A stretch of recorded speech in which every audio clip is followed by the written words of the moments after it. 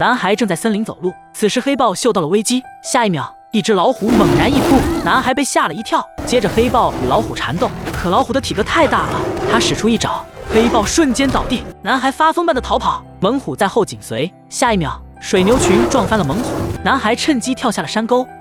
猛虎在上面观望，水牛群让他丝毫不敢轻举妄动。他灵机一动，一个箭步抓住了水牛角，成功顺势逃脱。老虎牙都要气掉了。原来男孩从小在森林长大，父亲曾经为了保护他，与猛虎单挑，可最终不敌猛虎，他被遗弃在了森林中。是黑豹发现了男孩，他不仅不怕，反而用手抚摸黑豹，把黑豹心都融化了。黑豹随即交给威望的狼群，将他抚养。时间日积月累，男孩也学会狼叫。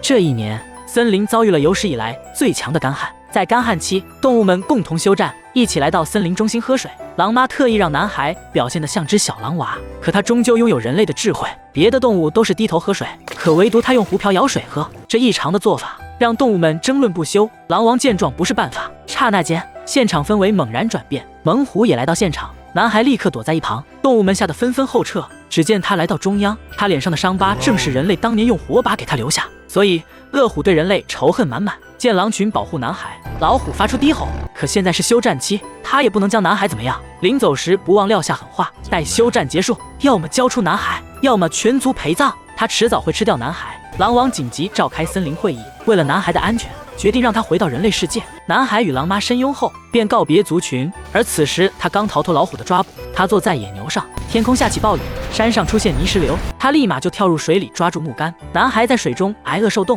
恍惚间晕了过去。可当他再次睁眼时，一头熊猛然出现，原来是他把男孩解救。为了感谢熊大，男孩决定利用人类善用工具的特点，帮熊大取到山上的蜂蜜，助他度过冬眠。接着用藤蔓绑在身上，用木棍捅蜂蜜，再加上82年的香港脚，蜂蜜终于掉了下来。可他也被折满了包，熊大马上吃了起来，还说要把蜂蜜分给长按点赞的人。就这样，他们从白天走到晚上，看着远处的烽火，男孩却迟疑了，他不想马上加入人类部落，于是和熊大生活在一起，与动物们制作工具，帮熊大捅蜂蜜，还在河里嬉戏。可就在这时，草丛里窜出一只黑豹，男孩立马上前搂抱，还得意地向黑豹展示蜂蜜。可黑豹却十分生气，因为他用人类的工具破坏了自然森林的平衡。原来黑豹前来是来劝男孩动身回到人类村庄，可男孩并不想回去。晚上，象群把他惊醒，男孩急忙跑出去查看，是一只小象掉进了陷阱里，大象们心急如焚。男孩灵机一动，搬来了绳索，用人类的智慧救下了小象。黑豹目睹了这一切，不禁怀疑男孩该不该回去。可一想到凶猛的老虎，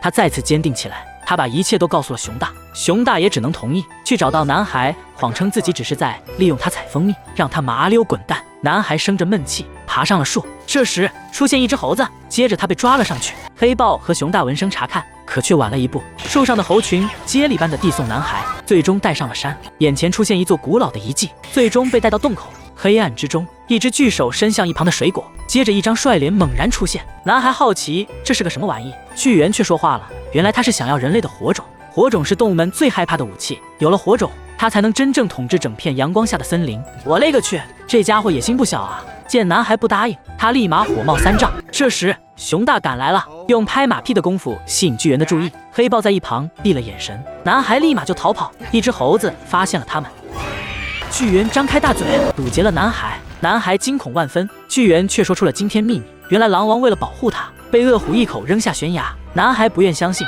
他要为狼王报仇，他纵身一跃跳了下去。巨猿却抓了个寂寞，最终一骑坍塌，将他压下。男孩知道与老虎单挑，他根本不是对手，于是他想起了巨猿口中的火种，拿到手中后，他立马朝森林跑去。可他殊不知，掉落的火苗却燃起了熊熊大火。事已至此，他只能挺身战老虎。看着火种，其他动物也纷纷害怕，老虎却使出离间计，说他拿着人类的工具，不仅毁了森林，还害了所有的动物。男孩一咬牙，把火种扔进了河里。老虎见计谋得逞，与保护男孩的熊大缠斗起来，可熊大终究还是不敌，被一口咬下要害。男孩大喊一声，决定上前，可却被黑豹扑倒在地，让他用火种对付老虎。男孩明白了，转头就跑。接着狼群们一拥而上，猛虎搞定他们后，转头奔向男孩。黑豹上前猛然一扑阻止他，可几个回合下来，黑豹彻底败下阵。男孩爬上了树，老虎也走了上来，他接着将藤蔓甩了出去，外面一片火海，稍不留神就吃席了。此时男孩已无路可走，就在这儿千钧一发之际，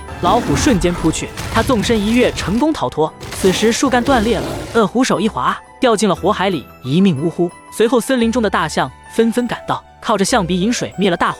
从此，森林恢复了和平，动物们幸福快乐地生活在一起。南海也成为了这片森林新的王，守护在这里。支持南海，请点赞关注我，我是白昼，下期更精彩。